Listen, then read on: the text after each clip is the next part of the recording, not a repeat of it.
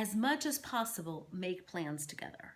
So get, the excitement juices going, and um, let's visit the school, and, let's go to the new park, and go online, show them the new city or the new place.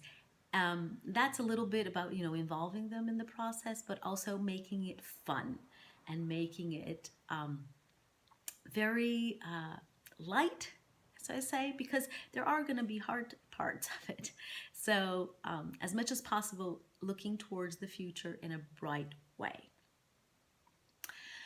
Regarding another practical issue that I think is really important is don't pack important toys. So there are certain toys that the child relies on for comfort. And it can be a blankie, it could be a teddy bear, it could be a certain doll, it doesn't matter. If you're a parent, you know what I mean.